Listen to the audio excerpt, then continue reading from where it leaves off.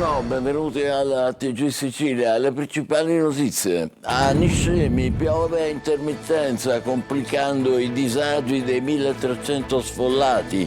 A decine, accompagnati dai vigili del fuoco, prelevano l'indispensabile dalle abitazioni a rischio frana.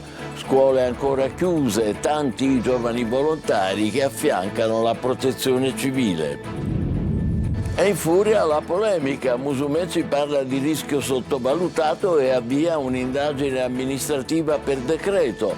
La Bardera presenta un esposto in procura, mentre l'ex premier Renzi attacca il ministro della protezione civile e lui dice che non ha fatto nulla. A Licata, flagellata dal maltempo, crolla un'abitazione, danni ingenti ma per fortuna nessun ferito. A Cimitero un pino abbattuto dal vento ha danneggiato alcune tombe. 3 morti sulla Palermo-Agrigento nello scontro tra un camion e un'ambulanza, deceduti sull'autolettiga 2 operatori sanitari e una donna dializzata. Il centro di cardiochirurgia pediatrica di Taormina sarà aggregato a Catania. La Regione modifica la rete ospedaliera per garantirne la continuità assieme al centro di Palermo. Catania e Librino sfilano per la prima volta le 13 candelore di Sant'Agata, una festa per i bambini che hanno inaugurato il Parco dei Sogni con 3.000 mattonelle di ceramica. Calcio, il Palermo questa sera cerca il riscatto a Bari con l'obiettivo di vincere per accorciare il distacco dalle prime. Inzaghi scioglie i dubbi sulla formazione. Sul mercato si riaffaccia Dennis Jonsen, sempre più vicino. Serie C, il Catania in campo domani a Potenza contro il Sorrento. Obiettivo: conquistare la 4ª vittoria consecutiva e mantenere il primato.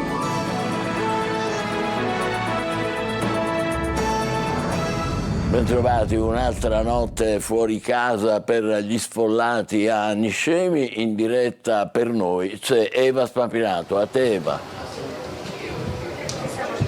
Sì, buongiorno Michele, io mi trovo davanti al palazzetto Pio La Torre di Niscemi. Oggi è una giornata brutta, c'è stata la nebbia, c'è stata la pioggia e a Niscemi ogni goccio di pioggia vuol dire paura. Qui al palazzetto, il palazzetto è stato trasformato in una sorta di centro d'accoglienza, chiamiamolo così, che la notte va deserto perché la gente, chi non ha più case, sono oltre 1700, ha deciso di andare da parenti, amici o nelle case in campagna, ma di giorno il palazzetto prende vita. Lo vedete, qui ci sono i volontari, tantissimi volontari, sia della protezione civile, delle associazioni, della misericordia, ma anche tanti giovani che hanno deciso, lo state vedendo, di aiutare la gente, gli sfollati, chi non ha più una casa, ma anche gli stessi volontari che lavorano qui a Niscemi da 5 giorni per una tragedia senza eguali, che è diventata anche indubbiamente un caso nazionale. Adesso è il momento di pranzo,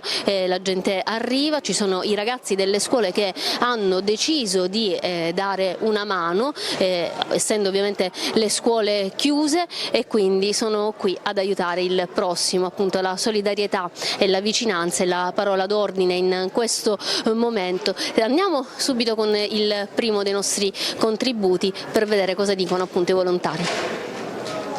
Una persona dalla pasta, una persona dal secondo, una persona dal secondo, una persona dal contorno, una persona dall'acqua e la frutta.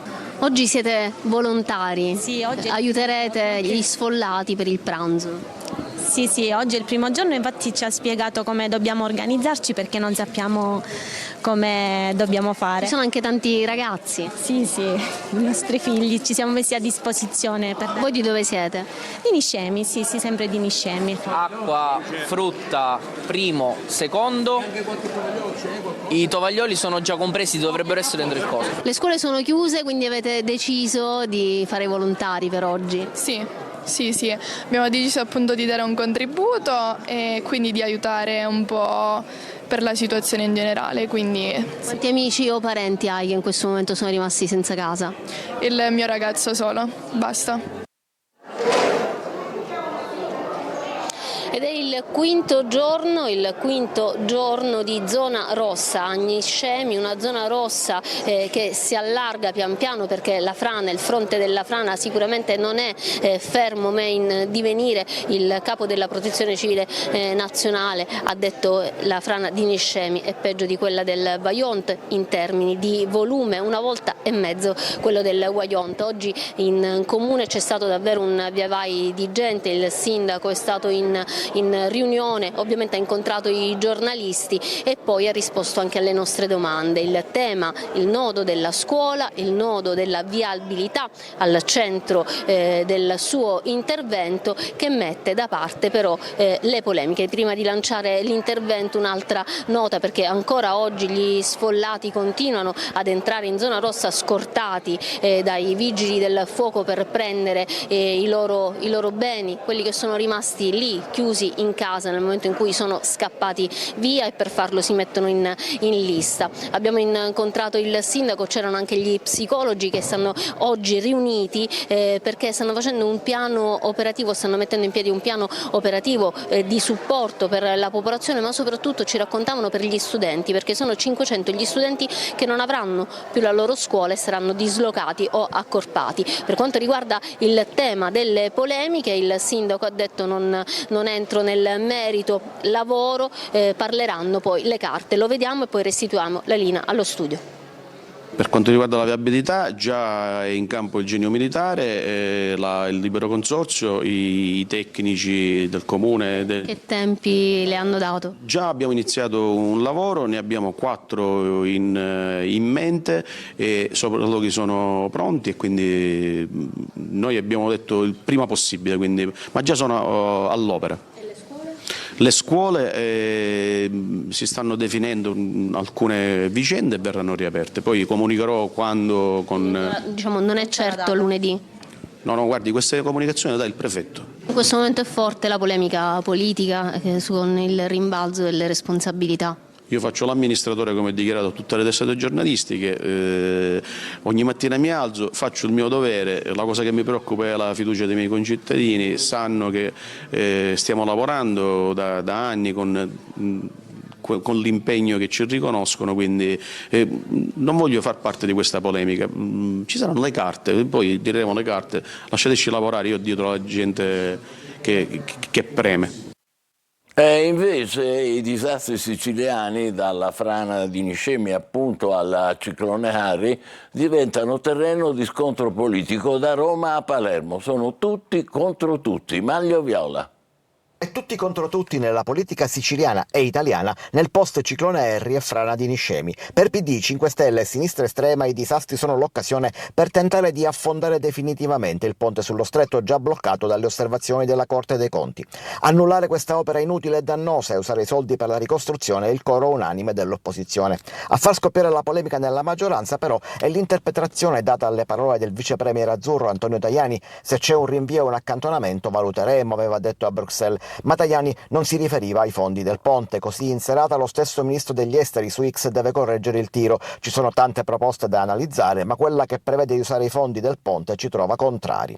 E il Consiglio dei Ministri di ieri, dicono praticamente tutti in coro, di ponte non ha parlato, rimandando ad altra seduta anche il tema del rinnovo del decreto per proseguire nell'iter di costruzione. Mentre la maggioranza blinda questi soldi per il ponte, si cercano risorse anche in Europa e impazza però la polemica sulla frana di Niscemi e sul perché non si sia fatto nulla per evitare che divenisse così disastrosa. Musumeci attiva un'indagine amministrativa, lo fa con decreto senza passare dal Consiglio dei Ministri, la Vardera presenta un esposto in procura, mentre l'ex premier Matteo Renzi attacca il ministro della Protezione Civile su X, un raccomandato della Meloni che non ha fatto nulla, dice. Intanto questa mattina la Regione ha pubblicato l'avviso per censire i danni in agricoltura, che si aggiunge al bando per i ristori che era stato varato ieri dalla Giunta Schifani. Intanto anche Licata adesso è flagellata dal maltempo, una notte di vento, pioggia, mareggiate che ha causato danni in città. È crollata un'abitazione nel cortile Gambino, mentre al cimitero un grande pino abbattuto dal vento ha distrutto alcune tombe. Davide Sardo.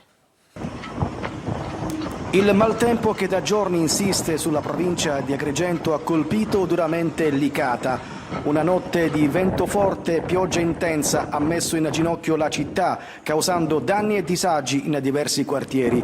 Strade allagate e rami spezzati hanno reso difficile la circolazione in alcune zone. Le raffiche hanno provocato il crollo di un'abitazione nel cortile Gambino.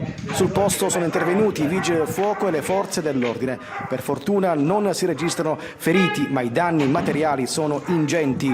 Situazione critica anche lungo la costa, dove le mareggiate hanno battuto con forza il litorale. Al cimitero di Marianello il vento ha fatto crollare un grosso pino. L'albero, cadendo, ha distrutto alcune ringhiere e danneggiato diverse tombe. Per motivi di sicurezza il sindaco Angelo Balsamo ha firmato un'ordinanza che dispone la chiusura per l'intera giornata dei cimiteri e delle ville comunali. Intanto sono al lavoro tecnici e operai del Comune per la messa in sicurezza delle aree colpite e la rimozione dei detriti. La Protezione Civile e le forze dell'ordine continuano a monitorare la situazione, invitando la cittadinanza a limitare gli spostamenti fino al miglioramento delle condizioni meteorologiche. Il ministro delle infrastrutture Salvini è atteso tra poco nella zona ionica a Furcisiculo per un sopralluogo sui danni del ciclone Harry. Francesco Triolo. È il giorno di Matteo Salvini, il vice premier e il ministro delle infrastrutture arriva nella Riviera Ionica per visitare le zone colpite dal ciclone Harry, una visita nella quale sarà affiancato dal presidente della regione Renato Schifani e che toccherà due paesi tra i più colpiti che non appartengono però alla galassia deluchiana, Letojanni e Furci, dove il sindaco è il leghista Matteo Francilia, una risposta anche alle polemiche degli ultimi giorni e delle ultime ore con Sud Chiama Nord che con un ordine del giorno approvato all'ARS ha impegnato il governo regionale a procedere alla riprogrammazione delle risorse FSC destinate al ponte sullo stretto di Messina per fronteggiare l'emergenza provocata dal ciclone Harry e dalla frana di Niscemi. Salvini arriverà nel primissimo pomeriggio ed effettuerà 2 sopralluoghi per rendersi conto della situazione, per capire da vicino quali sono gli interventi necessari per la ricostruzione dei territori colpiti e dare risposte immediate anche in termini finanziari. La Lega ha evidenziato come sia i fondi FSC per il ponte che l'opera stessa non si toccano e che per le emergenze si agisce con la dotazione per la spesa corrente. A Salvini i sindaci chiederanno soprattutto interventi immediati per le opere infrastrutturali, il ripristino dei lungomari e una barriera sommersa per l'intera fascia ionica. L'Università di Catania ha deciso di destinare un contributo straordinario di 1.000 euro ciascuno agli studenti regolarmente iscritti all'anno accademico 25-26 che hanno subito danni diretti a causa del ciclone Harry o della frana di Niscemi.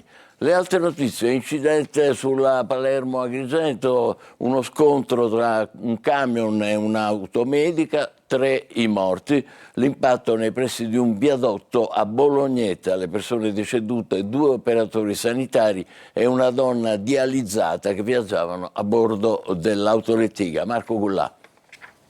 Un impatto violentissimo, forse causato anche dall'asfalto reso viscido dalla pioggia. Un altro terribile incidente sulla strada statale 121 Palermo-Agrigento, nel territorio tra Misilmeri e Bolognetta, nel palermitano. Nello scontro tra un'automedica e un camion hanno perso la vita 3 persone. In corso i rilievi per ricostruire la dinamica dell'impatto. Le 3 vittime sono il conducente e i passeggeri dell'automedica. Si tratta di 2 operatori dell'associazione Madonia Soccorso Ollus che si occupa del trasporto di emodializzati. Giuseppe Badalamenti, di 66 anni, e Gasparello Giudice, di 48 anni, e di una paziente, Giovanna Oddo, di 95 anni. In lacrime l'autista del camion che si è scontrato con l'automedica. Disperati alcuni parenti delle vittime arrivati immediatamente sul luogo della tragedia. Non si può morire così, non si può perdere la vita per andare a lavorare, grida un uomo in lacrime. Sul posto sono intervenuti i carabinieri e la polizia stradale di Lercarafridi per i rilievi e le squadre ANAS per consentire il ripristino della regolare viabilità nel più breve tempo possibile. Ancora una volta la Palermo-Agrigento, teatro di tragedie, incidenti e morti, una strada che diventa ancora più pericolosa quando piove. Tentato femminicidio a Biancavilla, un uomo cerca di strangolare e accoltellare la moglie, provvidenziale la chiamata al 112. Emanuela Corsi. Aveva tentato di strangolare e accoltellare la moglie durante una lite. Provvidenziale per la donna è stata una chiamata al numero di emergenza 112 che l'ha salvata dalla furia del marito. Il tentato femminicidio è avvenuto a Biancavilla, nel Catanese, in un quartiere popolare della città.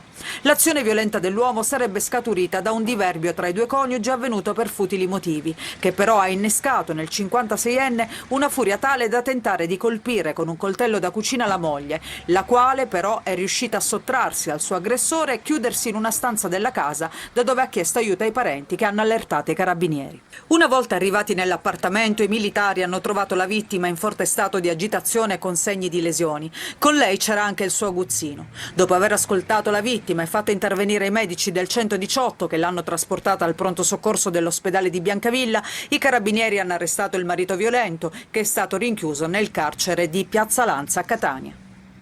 La Guardia di Finanza di Palermo ha arrestato 11 persone e sequestrato 150 kg di droga del valore di 1,5 milioni di euro. Ancora Emanuela Corsi. La piazza di spaccio era il web. I clienti potevano scegliere su piattaforme online, soprattutto sui social, il tipo di stupefacente, ma anche selezionare la modalità di protezione delle spedizioni attraverso tracker GPS o il sistema di camuffamento in piccoli elettrodomestici, o ancora l'utilizzo di prodotti aromatici come la polvere di caffè e incensi per ingannare il fiuto dei cani antidroga. Sono 11 le persone arrestate dai finanzieri del Comando Provinciale di Palermo nell'ambito di un'inchiesta per traffico internazionale di stupefacenti, coordinata dalla Procura del capoluogo etneo.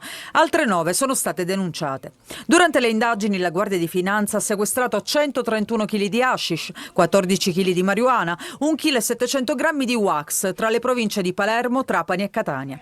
Un sequestro stimato in 1,5 milioni di euro. L'indagine è scattata con controlli dalle unità cinofile della compagnia di Palermo Punta Raisi sui pacchi in transito negli hub di spedizionieri cittadini e i grandi centri di smistamento logistici e sui social network, canali che soprattutto i giovani clienti utilizzano per ordinare e pagare la droga. Dai controlli sono emerse 44 operazioni sospette. La Guardia di Finanza ha accertato che agli acquisti online facevano ricorso non soltanto gruppi organizzati in grado di acquistare grossi quantitativi di droga, in un caso sono stati sequestrati 35 kg di hashish in un unico pacco, ma anche singoli consumatori. Il centro di cardiochirurgia pediatrica di Taormina sarà aggregato a Catania. La Regione modifica la rete ospedaliera per garantire la sua esistenza. Adelaide Barbagallo. Scongiurata la chiusura, la cardiochirurgia pediatrica di Taormina è stata inserita nella rete ospedaliera siciliana. Sarà aggregata alla cardiochirurgia per adulti del Policlinico Universitario Rodolico San Marco di Catania, considerato la sede più idonea rispetto all'azienda ospedaliera Papardo di Messina. Una valutazione basata su elementi oggettivi: la maggiore vicinanza geografica a Taormina, una casistica più ampia con 926 ricoveri a Catania contro i 336 registrati a Papardo e per l'utilizzo di procedure ECMO. A questi dati si aggiunge la presenza all'interno del Policlinico di altre unità operative a indirizzo pediatrico, in grado di assicurare competenze più specifiche nella cura delle patologie. Un punto al quale si è arrivati dopo tante proteste da parte del personale sanitario e dei familiari dei piccoli pazienti che a lungo hanno temuto la chiusura del centro.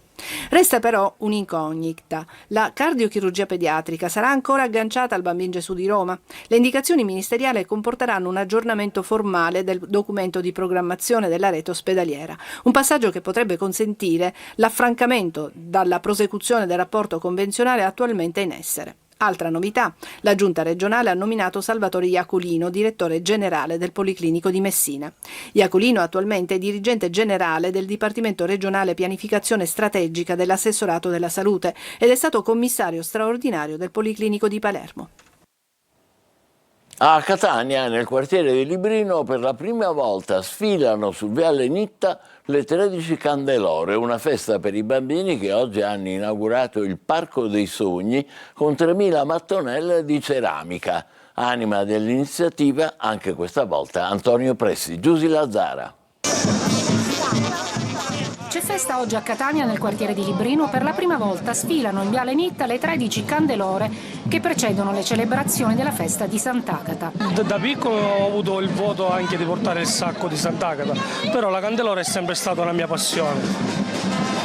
C'era mio padre, anche mio fratello, ed è nata una passione anche per me. Oggi è stato inaugurato anche il Muro dei Sogni con 3.000 formelle di ceramica realizzate dai bambini delle scuole. Samuele, allora, questa cos'è? È una mattonella che è mia, il mio sogno. Ah, e qual è il tuo sogno, Samuele? È questo, scusa. Inaugurato anche il Giardino delle Rose, voluto e sognato come tutto dal mecenate Antonio Presti. Invece di togliere spazzatura, invece di educare a non creare spazzatura, forse è più importante in questo momento educare a piantare una rosa. Ecco 10.000 bambini, se anno dopo anno piantano una rosa con le mamme e con le famiglie. Librino riacquista un diritto alla cittadinanza in nome della bellezza. Com'è portare questo quadro? Bellissimo. Per me la regina di Catania. E senti, per te che cos'è Sant'Agata invece? Chi è? Una santa. Cittadini!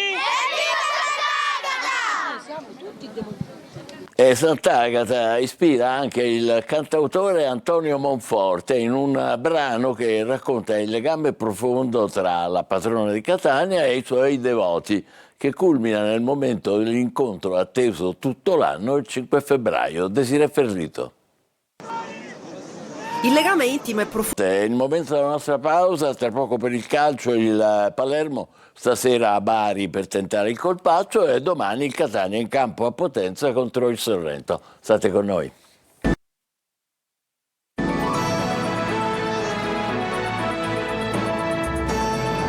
Calcio, stasera a San Nicola, Bari-Palermo. Inzaghi sembra avere sciolto gli ultimi dubbi di formazione. Sul mercato l'obiettivo adesso è Jonsen. Marco Gullà. Mercato in stand-by, il Palermo stasera a Bari torna in campo per provare ad accorciare verso le prime della classe e dare anche un segnale al campionato. Al San Nicola i rosanero vogliono tornare a vincere in trasferta. Se manteniamo questa media delle ultime 9 partite diamo fastidio a tutti. Il Frosinone e il Venezia che sono davanti hanno una media di 2,0,5, 2,1 a partita. Noi in 9 partite abbiamo fatto 19 punti, per cui la media è questa. Come ho già detto, da Chiavari ho deciso di cambiare tante cose, le ho cambiate, la squadra mi ha dato per ora ragione. Il Palermo dovrebbe scendere in campo così: Ioronen tra i pali, Peda, Bani e Ceccaroni in difesa, Pierozzi e Augello sulle corsie esterne al centrocampo, Segre e Ranocchia in mezzo, poi Palumba e Ledoaron sulla tre quarti, alle spalle di Poyampalo.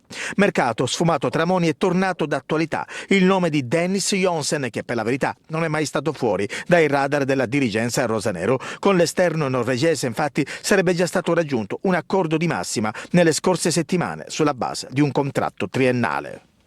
Serie C, il Catania va in campo domani a Potenza con il Sorrento, obiettivo conquistare la 4ª vittoria consecutiva e mantenere il primato. Marco Carli.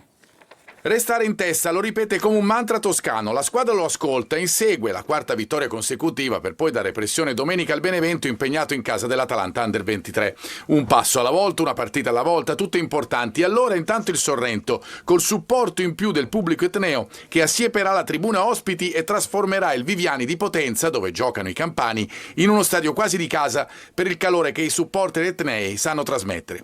I ballottaggi, per merito di un mercato fatto bene e per tempo, ci sono nel ruolo di braccetto con Gherardi e Allegretto, con Carnielutti pronto comunque a dare il suo contributo, al centro con Di Noi e Corbari, davanti con Forte e Rolfini, alle spalle D'Ausilio sta benissimo, ma è tutta la squadra a dare garanzie. Stanno tutti bene, vogliono dare tutti il proprio contributo e l'hanno dimostrato. La cosa più importante è che sono pronti, sono sul pezzo tutti, sanno che sono coinvolti tutti, la dimostrazione è stata anche domenica e quindi questa è la cosa più importante. Ci fermiamo qui, grazie per l'attenzione e buon pomeriggio.